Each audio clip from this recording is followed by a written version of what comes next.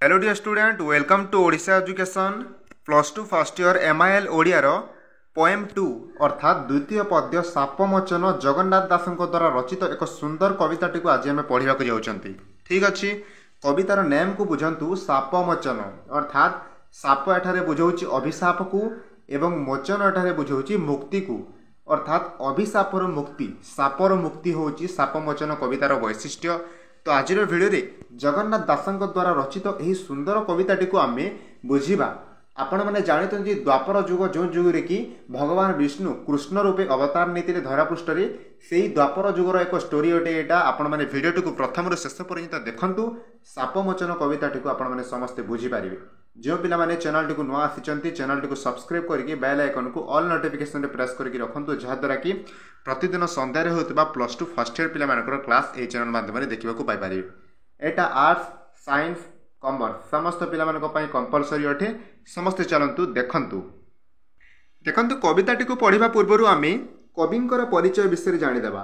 सापमोचन कविताटी को लिखिं कवि जगन्नाथ दास जहाँ को कि आम समस्ते अति बड़ी जगन्नाथ दास बोली कहती। तांकर जन्मस्थान हूँ कपिलेश्वरपुर पुरी शासन है एवं जन्म समय जोटा 1997 ख्रीष्टाब्द बोली अनुमान कर विभिन्न सृष्टि रही जेमितिकी भागवत है मृगुणी श्रुति है अर्थकोली है गुप्त भागवत दारु ब्रह्मगीता गुंडीचा विजे जनन और भजन अनेक सबकि ये संस्कृत भाषा रे मध्य 5 गोटी रचना करिसेंती।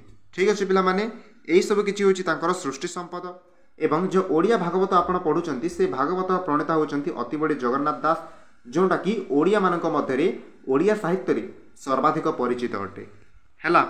तो ये जो आम वर्तमान पढ़ा जाऊँगी आमर ये जो कविता जहाँकि सापमोचन ये आम कौन पढ़ा जाऊँगी देखु सापमोचन ना ये जो कविताटा अच्छी जगन्नाथ दासंकर भागवतर 10म स्कंदर 69 अध्याय आसी जो थे कि नृग और राजा मोक्षण प्रसंगटी वर्णित होती एवं एथिरे आउ गोटे कथा देखु जगन्नाथंकर साधना पीठ जोटा बड़ ओडिया मठ थिला पुरी रे थिला एटा एबे भी अति बड़ी संप्रदायर साधना भूमि रही जहाँकि पुरी रे रही बड़ ओडिया मठ एटा मन रखिथिबे।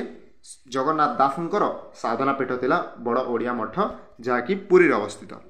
सापमोचन कविता विषय चलतु जदि पढ़ा भागवतर 10म स्कंदर 69तम अध्याय आसी जो थे कि नृग राजा मोक्षण विषय वर्णना अच्छी।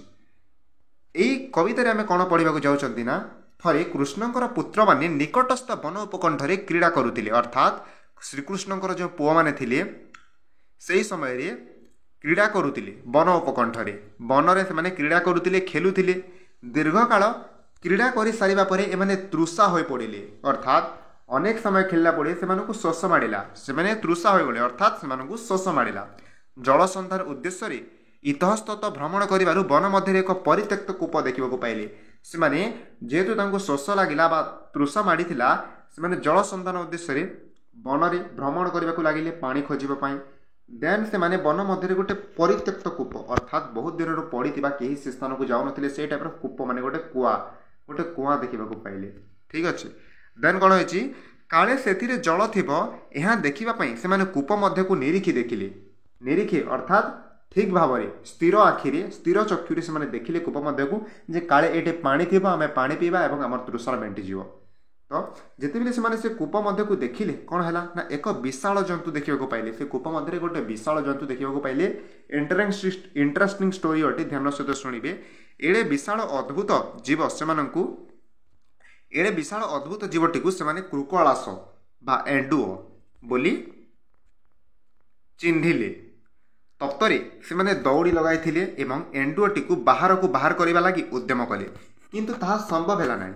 एथिजोगु पुओ माने निजको अपमानित बोध कले कारण से श्रीकृष्णकर पुओ थिले और अन्यान्य उपाय माने कौन सी उपाय न पाई कृष्ण आगे जाकि कहले कृष्ण वन मध्य को आसी क्रुकलास बा जो एंडुओटा थिला बड़ एंडुओटा कूप मध्य पड़ीला अनायास कूप मध्य बाहर कर श्रीकृष्ण।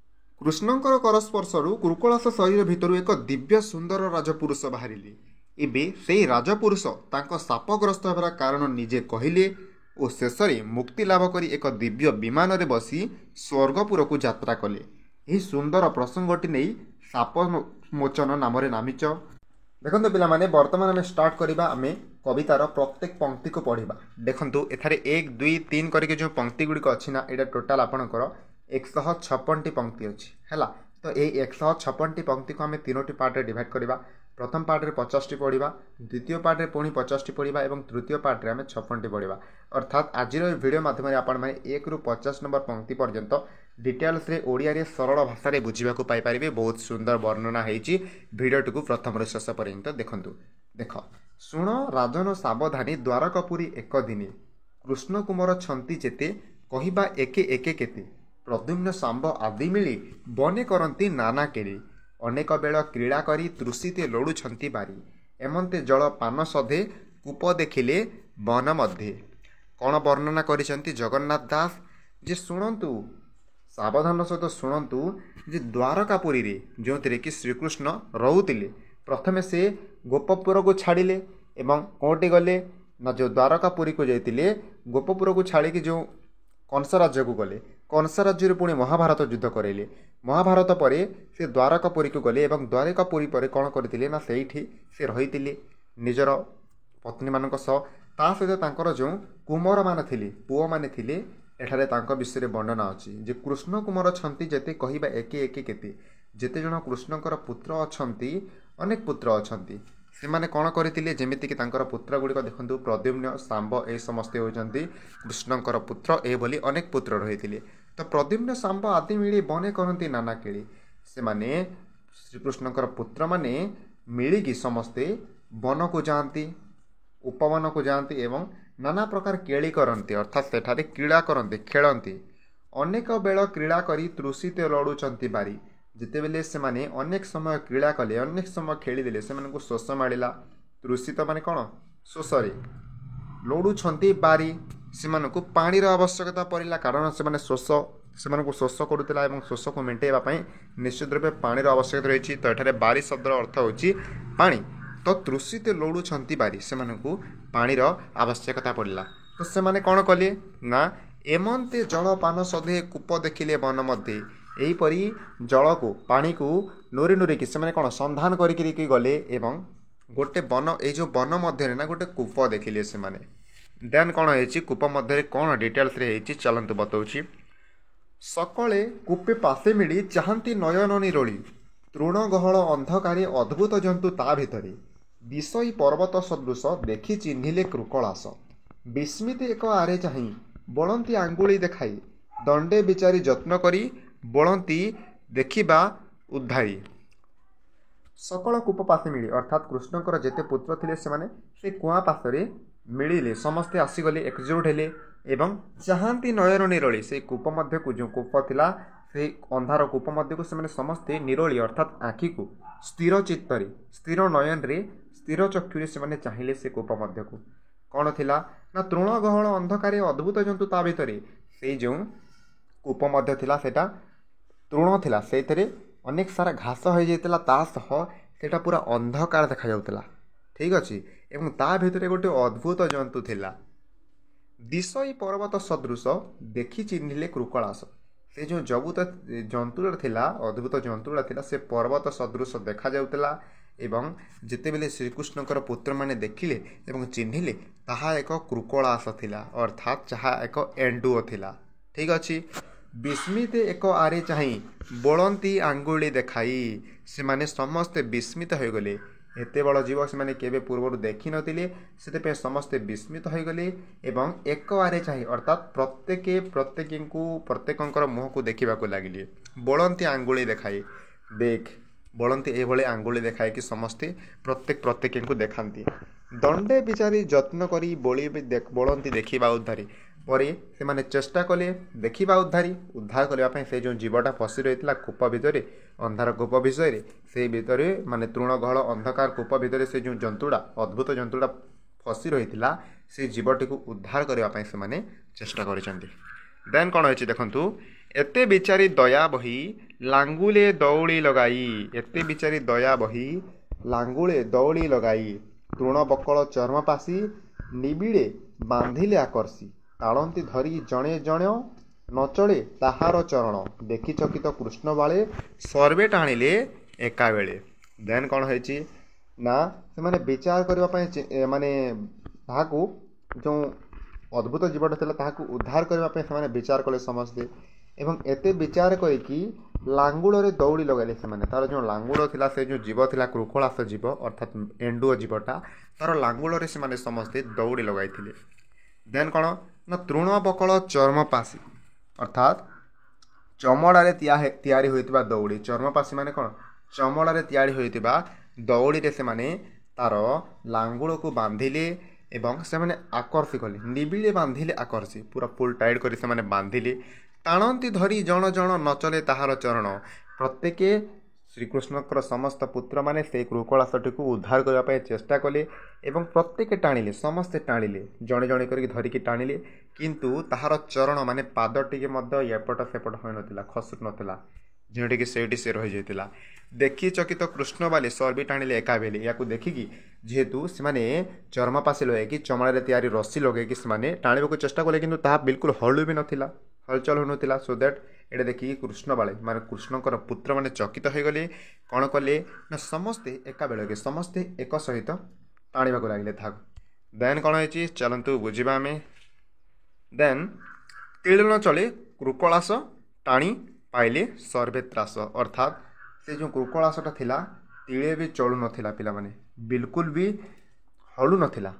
ଟାଣି ପାଇଲେ ସର୍ବେ ତ୍ରାସ ସମସ୍ତେ ଟାଣିଲେ ଏବଂ ଯେହେତୁ ସେ କୃକଳାସଟା ଉଦ୍ଧାର ହେଉନଥିଲା ସେମାନେ ସମସ୍ତେ ତ୍ରାସ ସର୍ବେ ତ୍ରାସ ଅର୍ଥାତ୍ ସମସ୍ତେ ଭୟରେ ହେଇଗଲେ। ସେମାନଙ୍କୁ ଭୟ ଲାଗିଲା ସମସ୍ତଙ୍କୁ। ଦେନ୍ କ'ଣ ହେଇଛି ଘଟଣା ପୁଣି ଧରନ୍ତି ବାହୁବଳେ ଟାଣନ୍ତେ କେବେ ହିଁ ନ ଚଳେ ଏମନ୍ତେ ବହୁତ କ୍ଲେଶ ପାଇ ଏକ ଆରଖେ ମୁହଁ ଚାହିଁ ବୋଳନ୍ତି ଦେଖି ବିପରୀତ ଆମ୍ବର ବଳ ବୀର୍ଯ୍ୟହତ ଟାଣନ୍ତି ତିଳେ ନ ଚଳିଲା ଲାଜତ ମରଣୁ ବଳିଲା ଶ୍ରୀକୃଷ୍ଣ ବୀର୍ଯ୍ୟ ଆମ୍ବ ଜନ୍ମ ଶୁଣି ହସିବେ ସର୍ବଜନ। କ'ଣ କହୁଛନ୍ତି ଷ୍ଟୋରିରେ ନା ପୁଣି ଧରନ୍ତି ବାହୁବଳେ ସେମାନେ ନିଜର ବାହୁବଳରେ ନିଜର ହସ୍ତରେ ସମସ୍ତେ ଟାଣିବାକୁ ଚେଷ୍ଟା କରନ୍ତି। ଟାଣନ୍ତି କେବେ ହିଁ ନ ଚଳେ ସେମାନେ ଟାଣୁଥିଲେ କିନ୍ତୁ ସେଇଟା ବିଲକୁଲ ବି ହଲଚଲ ହେଉନଥିଲା। ସେ ଜୀବଟା ସେ ଯେଉଁ ଅଦ୍ଭୁତ ବିରାଟକାୟ ପର୍ବତକାୟ ଜୀବଟା ଥିଲା ସେ ହଲଚଲ ହେଉନଥିଲା। ଏମନ୍ତି ବହୁତ କ୍ଲେଶ ପାଇ ଏକ ଆରଖି ମୁକ ଚାହିଁ ଏହି ବୋଲି ସେମାନେ ଟାଣିବାକୁ ଚେଷ୍ଟା କଲେ ଯାହାଦ୍ୱାରା ସେମାନଙ୍କୁ କ୍ଲେଶ ମିଳୁଥିଲା ଅର୍ଥାତ୍ କଷ୍ଟ ହେଉଥିଲା ସେମାନଙ୍କୁ ଟାଣିବାରେ ଯାହାଦ୍ୱାରା କି ସେମାନେ ପ୍ରତ୍ୟେକଙ୍କର ମୁହଁକୁ ଚାହିଁକି ରହିଲେ। ବୋଲନ୍ତି ଦେଖି ବିପରୀତ ଅର୍ଥାତ୍ ଏ ଯେଉଁ ବିପରୀତ ଘଟଣାଟା ହେଉଥିଲା ଏଇଟା ବିପରୀତ ଘଟଣା ଥିଲା କାରଣ ସେମାନେ ଶ୍ରୀକୃଷ୍ଣଙ୍କର ପୁତ୍ର ଅଟନ୍ତି। ସେମାନଙ୍କର ଦ୍ୱାରା ସବୁ କାର୍ଯ୍ୟ ସମ୍ଭବ କିନ୍ତୁ ଯେହେତୁ ଏହି କାର୍ଯ୍ୟଟା ହୋଇପାରୁନଥିଲା ଏଇଟା ତାଙ୍କ ପାଇଁ ବିପରୀତ ହେଉଥିଲା। ତ ଏହି ବିପରୀତ କାର୍ଯ୍ୟକୁ ଦେଖି ସେମାନେ ଭାବିଲେ ଯେ ଆମ୍ବର ବଳ ବୀର୍ଯ୍ୟହତ ଆମର ଯେଉଁ ବଳ ଅଛି ନା ସେଇଟା ହତ ଅଟେ। ଟାଣନ୍ତି ତିଳି ନ ଚଳିଲା ଲାଜତ ମରଣ ବଳିଲା। ସେମାନେ ଯେହେତୁ ଏତେ ଟାଣୁଥିଲେ ଶ୍ରୀକୃଷ୍ଣଙ୍କର ପୁତ୍ର ବିଲକୁଲ ବି ତାହା ହଳଚଳ ହେଉନଥିଲା ସେ ଯେଉଁ ଅଦ୍ଭୁତ ଜୀବଟା ଥିଲା ତ ଲାଜ ତ ତାଙ୍କୁ ନିଶ୍ଚିତ ରୂପେ ଲାଗୁଥିଲା କାରଣ ସେମାନେ ଶ୍ରୀକୃଷ୍ଣଙ୍କର ପୁତ୍ର ଥିଲେ। ଶ୍ରୀକୃଷ୍ଣ ବୀର୍ଯ୍ୟ ଆମ୍ବ ଜନ୍ମ ଶୁଣି ହସିବେ ସର୍ବଜନ ଅର୍ଥାତ୍ ଶ୍ରୀକୃଷ୍ଣଙ୍କର ଔରସରେ ସେ ସମସ୍ତ ପିଲା ଜନ୍ମ ହୋଇଛନ୍ତି ଶ୍ରୀକୃଷ୍ଣଙ୍କର ବାଳମାନେ କିନ୍ତୁ ଏଇ କାର୍ଯ୍ୟଟା ଯେଉଁ କୃକଳାସଟିକୁ ଉଦ୍ଧାର କରିପାରିନଥିଲେ ଏହାକୁ ଦେଖିକି ସର୍ବଜନେ ଅର୍ଥାତ୍ ଲୋକଗଣ ହସିବେ ବୋଲି ସେମାନେ ଭାବିଲେ। ଦେନ୍ ଠିକ୍ ଅଛି। ଦେନ୍ ଆଗକୁ ପଢ଼ିବା କ'ଣ ବର୍ଣ୍ଣନା ଅଛି ଦେଖନ୍ତୁ। ରିପୁ ହସିବେ ଏହା ଶୁଣି କିବା ବୋଳିବେ ଚକ୍ର ପାଣି ରୋହିଣୀ ସୁତ ଶୁଣି ଏହା ଆରମ୍ଭ ହୋଇବେ ନିର୍ଦ୍ଦୟା ପୁରେ ହସିବେ ବଧୂଜନେ ବସନ ଆଚ୍ଛାଦି ବଦନେ ନିରାଶି କୃଷ୍ଣ ପାଶେ ଯାଇ ବୋଳନ୍ତି ଶିରେ କର ଦେଇ ଭୋ ଦେବ ଶୁଣ ସାବଧାନେ ଅଦ୍ଭୁତ କଥା ଘୋର ବନେ। ପୁଣି ସେମାନେ କିଛି ବାଟ ପାଇଲେନି କାରଣ ସେମାନେ ଯେହେତୁ ସମସ୍ତେ ମିଳିମିଶିକି ଟାଣିଲେ କିନ୍ତୁ ତାର ପାଦ ଟିକେ ବି ହଲଚଲ ହେଉନଥିଲା ବିଲକୁଲ ବି କୌଣସି କାର୍ଯ୍ୟ ହୋଇପାରୁନଥିଲା ତାଙ୍କ ଦ୍ୱାରା। ତ ଏହା ଦ୍ୱାରା କ'ଣ ହେଲା ନା ସେମାନେ ଅଧିକ ଭୟଭୀତ ହୋଇଯାଇଛନ୍ତି। ସେମାନଙ୍କୁ ଲଜ୍ଜା ମଧ୍ୟ ଲାଗିଛି କାରଣ ସେମାନେ ଶ୍ରୀକୃଷ୍ଣଙ୍କର ପୁତ୍ର ଅଟନ୍ତି ସେମାନେ ପାରିବା ଉଚିତ। ଦେନ୍ ଷ୍ଟୋରି କ'ଣ ହେଇଛି ନା ରିପୁ ହସିବେ ଏହା ଶୁଣି ରିପୁ ଅର୍ଥର ଯେଉଁ ରିପୁ ଶବ୍ଦ ଅଛି ଏହାର ଅର୍ଥ ହେଉଛି ଶତ୍ରୁ ପିଲାମାନେ। ତ ଶତ୍ରୁ ମଧ୍ୟ ଏହାକୁ ଶୁଣିକି ହସିବେ ବୋଲି କହୁଛନ୍ତି ସେମାନେ। କିବା ବୋଳିବେ ଚକ୍ରପାଣି ଚକ୍ରପାଣି ଏଠାରେ କାହାକୁ ବୁଝାଉଛି ନା ଚକ୍ରପାଣିରେ ଯାହାର ଏଠାରେ କୃଷ୍ଣଙ୍କୁ ବୁଝାଉଛି ହେଲା। ଚକ୍ରପାଣିରେ ଯାହାର ଏଠାରେ ଶ୍ରୀକୃଷ୍ଣ ଅର୍ଥରେ ଯେ କି ବୋଳିବେ ଚକ୍ରପାଣି ଆମ ଯେଉଁ ଶ୍ରୀକୃଷ୍ଣ ପିତା କ'ଣ କହିବେ ବୋଲି ଭାବୁଛନ୍ତି ସେମାନେ। ରୋହିଣୀ ସୁତ ଶୁଣି ଏହା ଆରମ୍ଭେ ହୋଇବେ ନିର୍ଦ୍ଦୟା ରୋହିଣୀ ସୁତ କିଏ ନା ବଳରାମ ପିଲାମାନେ। ବଳରାମ ହେଉଛନ୍ତି ରୋହିଣୀ ସୁତ।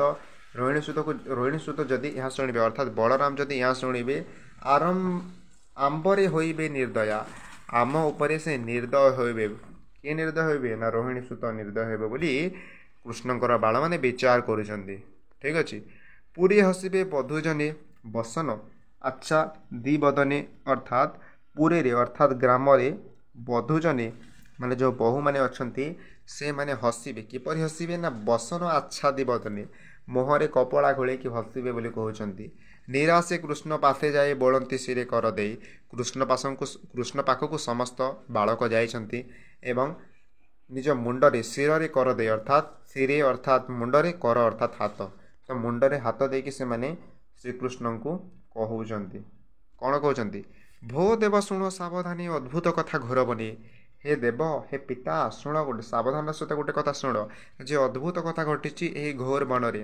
এই କଥାଟା ଶ୍ରୀକୃଷ୍ଣଙ୍କୁ କହୁଛନ୍ତି ତାଙ୍କର ବାଳମାନେ। ଦେନ୍ କ'ଣ ଷ୍ଟୋରି ହେଇଛି ଶୁଣିବା। ବନ ଗହନେ ଅନ୍ଧକୂପ, ତା ମଧ୍ୟେ କୃକଳାସ ରୂପ, ପର୍ବତ ପ୍ରାୟ ତା ଶରୀର, ନଚଳେ ଅତି ଗୁରୁତର, ଓଟାରି ନ ପାରିଲୁ ବଳେ, ଟାଣନ୍ତେ ଚରଣ ନ ଚଲେ, ଏ ବଡ଼ ଲଜ୍ଜା ବିପରୀତ ଶୁଣି ହସିଲେ ଯଦୁନାଥ, ବୋଳନ୍ତି ଚାଳ ଯିବା ବନେ, ପୋଇ ଧାଇଁଲେ ତୋଷ ମନେ। ବନ, ବର୍ତ୍ତମାନ ବୁଝିବା ଦେଖନ୍ତୁ। ବନ ଗହନେ ଅନ୍ଧକୂପ, ତା ମଧ୍ୟରେ କୃକଳାସ ରୂପ। କୃଷ୍ଣଙ୍କର ଯେଉଁ ବାଳକମାନେ ଥିଲେ ସେମାନେ ଆସିଲେ କୃଷ୍ଣଙ୍କର ଦରବାରକୁ ଏବଂ କହିଲେ ଯେ ସାବଧାନତାର ସହିତ ଶୁଣ, ଘୋର ବନରେ ଗୋଟେ ଅଦ୍ଭୁତ କଥା ଘଟିଛି। କ'ଣ କହିଲେ?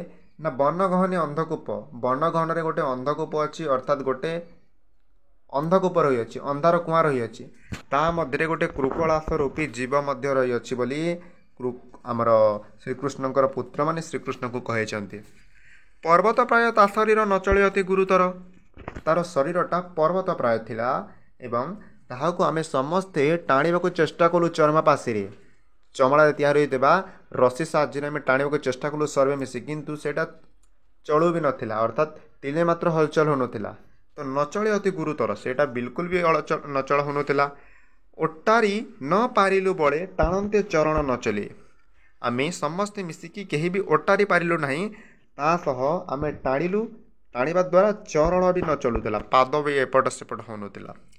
ଏ ବଡ଼ ଲଜ୍ଜା ବିପରୀତ ଶୁଣି ହସିଲେ ଯଦୁନାଥ, ଯେତେବେଳେ ପିତାଙ୍କୁ ସମସ୍ତ ବାଳକମାନେ ଏ କଥାଟା କହୁଛନ୍ତି, ଏଇଟା ଗୋଟେ ବଡ଼ ଲଜ୍ଜା ବା ବିପରୀତ ବିଷୟ, କାରଣ ଶ୍ରୀକୃଷ୍ଣଙ୍କ ପୁତ୍ରଗୁଡ଼ିକ ଏ କାର୍ଯ୍ୟ କରିବା ଉଚିତ। ଏହି କଥାଟା ଶୁଣିକି ଯଦୁନାଥ କିଏ? ନା ଶ୍ରୀକୃଷ୍ଣଙ୍କୁ ଏଠାରେ କୁହାଯାଉଛି। ଶ୍ରୀକୃଷ୍ଣଙ୍କର ଗୋଟେ ଏଇଟା ହେଉଛି ପ୍ରତିଶବ୍ଦ। ପିଲାମାନେ ଅନେକ ଶୁଣିବେ ଆପଣମାନେ ପ୍ରତିଶବ୍ଦ, ଆପଣମାନେ କେବଳ ଶୁଣି ଯାଆନ୍ତୁ, ଆପଣଙ୍କୁ ମୁଁ ବୁଝେଇ ଯାଉଛି ହେଲା। ଏଠାରେ ଚକ୍ରପାଣି ହେଉଛି ଗୋଟେ ଶ୍ରୀକୃଷ୍ଣଙ୍କ ପ୍ରତିଶବ୍ଦ। ଦେନ୍ ଏଠି ମୁଁ ଆପଣଙ୍କୁ ଯେଉଁ ପଢ଼େଇଲି ଯଦୁନାଥ ହେଉଛି ଶ୍ରୀକୃଷ୍ଣଙ୍କର ଗୋଟେ ପ୍ରତିଶବ୍ଦ, ଏଇଟା ପରୀକ୍ଷାରେ ଆସିଥାଏ, ଏଇଟା ମନେ ରଖିଥିବ। ଯଦୁନାଥ, ଚକ୍ରପାଣି ଏସବୁ କିଛି ଗୋଟେ ଶ୍ରୀକୃଷ୍ଣଙ୍କ ପ୍ରତିଶବ୍ଦ। ତ ଏ ବଡ଼ ଲଜ୍ଜା ବିପରୀତ ଶୁଣି ଆସିଲେ ଯଦୁନାଥ ଯେଉଁ ଶ୍ରୀକୃଷ୍ଣ ଏଇ କଥାଟା ପିଲାଙ୍କର କଥାକୁ ଶୁଣିକି ସେ ହସିଲେ। ନେକ୍ସଟ କ'ଣ ହେଇଛି? ନା ବୋଳନ୍ତି ଚାଳ ଯିବା ମନେ, ପଏଁ ଧୋଇଲେ ତୋଷ ମନେ। ଶ୍ରୀକୃଷ୍ଣ କହିଲେ ବା ଯଦୁନାଥ କହିଲେ ନିଜର ସମସ୍ତ ପୁତ୍ରଙ୍କୁ, ତାହେଲେ ଚାଳ ବନକୁ ଯିବା, କ'ଣ ହେଇଛି ଦେଖିବା, ପଏଁ ଧାଇଲେ ତୋଷ ମନେ। ତାଙ୍କର ଯେଉଁ ସମସ୍ତ ପୁତ୍ରମାନେ ଥିଲେ ସେମାନେ ସନ୍ତୋଷତାର ସହିତ ଗଲେ। କେଉଁଠିକୁ ଗଲେ? ନା ବନକୁ ଗଲେ। ଦେନ୍ କ'ଣ ହେଇଛି ଚାଲନ୍ତୁ ପଢ଼ିବା। ବନରେ ଏମନ୍ତେ ଘର ବନେ ଯାଇ, କୂପେ ଚାହିଁଲେ ଭାବଗ୍ରାହୀ, ଦେଖିଲେ ଘର ଅନ୍ଧକାର ନିର୍ଜଳ ତୃଣେ ମହାଘୋର, ଅଦ୍ଭୁତ କୃକଳାସ କାଏ, ଦିଶଇ ଗିରି ଶୃଙ୍ଗ ପ୍ରାଏ, ଅଧୋବଦନ ଊର୍ଧ୍ୱଲାଞ୍ଜ, ଦେଖି ଚକିତ ଦେବରାଜ, ଦୟାସାଗର ଦେବହରି, ତାଲାଞ୍ଜ ବାମ କରି ଧରି। ବୁଝିବା ଦେଖନ୍ତୁ। ଏମନ୍ତେ ଘର ବନେଯାଏ, ପିଲାମାନେ ଯେତେବେଳେ ଡାକିଲେ ଶ୍ରୀକୃଷ୍ଣ ବନକୁ ଗଲେ ପିଲାଙ୍କ ସହିତ, ଏବଂ ଏମନ୍ତେ ଘର ବନେ ଯାଇ କୂପେ ଚାହିଁଲେ ଭାବଗ୍ରାହୀ, ବନକୁ ଗଲେ ଏବଂ ସେ ଯେଉଁ ଅନ୍ଧକୂପ ଥିଲା, ଅନ୍ଧାର କୂପ ଥିଲା, ସେ ମଧ୍ୟକୁ ଚାହିଁଲେ ଭାବଗ୍ରାହୀ, ଅର୍ଥାତ୍ ଶ୍ରୀକୃଷ୍ଣ ଚାହିଁଲେ ସେ କୂପ ମଧ୍ୟକୁ। ଦେଖିଲେ ଘର ଅନ୍ଧକାର ନିର୍ଜଳ ତୃଣେ ମହାଘୋର, ଦେଖିଲେ ସେ ଯେଉଁ କୂପ ମଧ୍ୟକୁ ଦେଖିଲେ ଯେ ସେଇଟା ଘୋର ଅନ୍ଧକାର ଥିଲା ଏବଂ ନିର୍ଜଳ ତୃଣେ ମହାଘୋର, ଜଳ ନଥିଲା, ତୃଣ ଗୁଡ଼ିକ ଥିଲା, ତୃଣେ ଅର୍ଥାତ୍ ଅନେକ ଘାସ ଯେଉଁ ଲଟା ଗୁଡ଼ିକ ସେଇଟା ବାହାରି ଯାଇଥିଲା ଏବଂ ସେଇଟା ମହାଘୋର ହୋଇଯାଇଥିଲା, ସବୁଆଡ଼େ ଚପି ଯାଇଥିଲା ସେ ଲଟା ଗୁଡ଼ିକ ବା ସେ ଯେଉଁ ଘାସ ଗୁଡ଼ିକ। ଦେନ୍ କ'ଣ ହେଇଛି? ନା ଅଦ୍ଭୁତ କୃକଳାସ କ୍ରାଏ, ଦିଶଇ ଗିରି ଶୃଙ୍ଗ ପାଏ, ସେ ମଧ୍ୟରେ ଗୋଟେ ଅଦ୍ଭୁତ କୃକଳାସ କାୟ, ଅର୍ଥାତ୍ ଗୋଟେ ଏଣ୍ଡୁଅ କାୟ ଶରୀରର ଗୋଟେ ଜୀବ ଥିଲା, ପ୍ରାଣୀ, ଅଦ୍ଭୁତ ପ୍ରାଣୀ ଥିଲା ଏବଂ ଦିଶଇ ଗିରି ଶୃଙ୍ଗ ପାଏ, ସେ ଯେଉଁ ଜୀବଟା ଥିଲା ସେ ଗିରି ଶୃଙ୍ଗ ପରି ଥିଲା। ଅଧୋବଦନ ଊର୍ଦ୍ଧ୍ୱଲାଞ୍ଜ ଦେଖି ଚକିତ ଦେବରାଜ ଅର୍ଥାତ୍ ବଦନ ଅଧୋବଦନ ତଳ ପଟକୁ ହୋଇଯାଇଥିଲା, ଏଇଟା ଗୋଟେ କୂପ ଅଟେ। ଦେନ୍ ଅଧୋବଦନ ତଳ ପାଖକୁ ହୋଇଯାଇଥିଲା ଏବଂ ଲାଞ୍ଜଟା ଉପରକୁ ଉଠିଥିଲା, ଅର୍ଥାତ୍ ସେ ତାର ମୁଣ୍ଡ ତଳକୁ ଏବଂ ଲାଞ୍ଜ ଉପରକୁ ଏଇ ଟାଇପ୍ର ସେ କୃକଳାସଟା ପଡ଼ିଥିଲା ପିଲାମାନେ। ଠିକ୍ ଅଛି। ଦେଖି ଚକିତ ଦେବରାଜ, ଏଇ ଯେଉଁ ଦେଖିଲେ ଏଇ ଚିତ୍ରଟାକୁ ଦେଖିଲେ ଯେତେବେଳେ ଅଧୋବଦନ ତଳକୁ ଏବଂ ଲାଞ୍ଜଟା ଊର୍ଦ୍ଧ୍ୱକୁ ହେଇଛି, ଏହା ଦେଖିକି ଦେବରାଜ ଶ୍ରୀକୃଷ୍ଣ ଚକିତ ହେଇଗଲେ। ଦୟାସାଗର ଦେବହରି ତାଲାଞ୍ଜ ବାମ କରେ ଧରି। ଦୟାସାଗର ଶ୍ରୀକୃଷ୍ଣ, ଦେବହରି ମଧ୍ୟ ଶ୍ରୀକୃଷ୍ଣଙ୍କୁ ବୁଝାଯାଉଛି। ତା ଲାଞ୍ଜକୁ ଶ୍ରୀକୃଷ୍ଣ ନିଜର ବାମ କରେ ଅର୍ଥାତ୍ ବାମ ହାତରେ ଧରିଲେ। ପ୍ରଶ୍ନ ଆସିଥାଏ ପରୀକ୍ଷାରେ, ଶ୍ରୀକୃଷ୍ଣ କୃକଳାସର ଲାଞ୍ଜଟିକୁ କେଉଁ ହସ୍ତରେ ଧରିଥିଲେ? ଏଇଟା ବାମ କରେ। କେଉଁ କରେ ଧରିଥିଲେ? ବାମ କରରେ ଧରିଥିଲେ, ଅର୍ଥାତ୍ ବାମ ହସ୍ତରେ ଧରିଥିଲେ। ଦେନ୍ ଆମେ ପଢ଼ିବା ସେ ଶ୍ରୀକୃଷ୍ଣଙ୍କର ଲାଞ୍ଜଟିକୁ ବାମ ହସ୍ତରେ ଧରିଲେ। ଦେନ୍ କ'ଣ ହେଇଛି ଷ୍ଟୋରିରେ ନା, କୁମ୍ପୁ ତୋଳିଲେ ଦାମୋଦର, ମାଳା ଯେସନେ ମାଳାକାର, ତୋଳନ୍ତି ପକାନ୍ତେ ହୃଷିକେଶ, ପ୍ରାଣ ଛାଡ଼ିଲା କୃକଳାସ, ଯେଣୁ ଲାଗିଲା କୃଷ୍ଣକର, ଦିବ୍ୟ ସ୍ୱରୂପ ହେଳା ତାର, ଉଦୟ ଗିରି ଶିଖେ ଶଶୀ, ଯେସନେ ଗଗନେ ପ୍ରକାଶୀ, ଶୁଦ୍ଧ ସୁବର୍ଣ୍ଣ ଦେହ ଝଳି, ଜଳଦେ ଯେସନେ ବିଜୁଳି। ବୁଝିବା ଧ୍ୟାନ ସହିତ, ବହୁତ ଇଣ୍ଟରେଷ୍ଟିଂ ଲାଗିବ ଏଥର ଷ୍ଟୋରି ଆରମ୍ଭ ହେଉଛି ଏଇଠି ଦେଖନ୍ତୁ। ଯେତେବେଳେ ଦାମୋଦର ଶ୍ରୀକୃଷ୍ଣ, ଏଇଟା ଶ୍ରୀକୃଷ୍ଣଙ୍କୁ ଦାମୋଦର ବୋଲି କୁହାଯାଏ। ଏବଂ କୁମ୍ପୁ ତୋଳିଲେ ଦାମୋଦର, ଯେତେବେଳେ କୁଆଁରୁ ସେହି ଦାମୋଦରକୁ ତାର ଲାଙ୍ଗୁଡ଼କୁ ତାର ଲାଞ୍ଜକୁ ବାମ କରରେ ଧରିକି ବାହାର କଲେ, ସେ ବାହାର କରିଦେଲେ। ମାଳା ଯେସନେ ମାଳାକାର, ସେ ଯେଉଁ କୃକଳାସ ଥିଲା ତାକୁ ବାହାର କରିଦେଲେ। ଦେନ୍ କ'ଣ ହେଇଛି ନା, ତୋଳି ପକାନ୍ତେ ହୃଷିକେଶ, ପ୍ରାଣ ଛାଡ଼ିଲା କୃକଳାସ।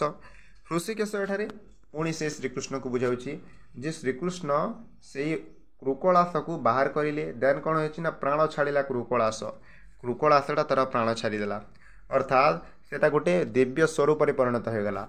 ଯେଣୁ ଲାଗିଲା କୃଷ୍ଣକର, ଦିବ୍ୟ ସ୍ୱରୂପ ହେଲା ତାର।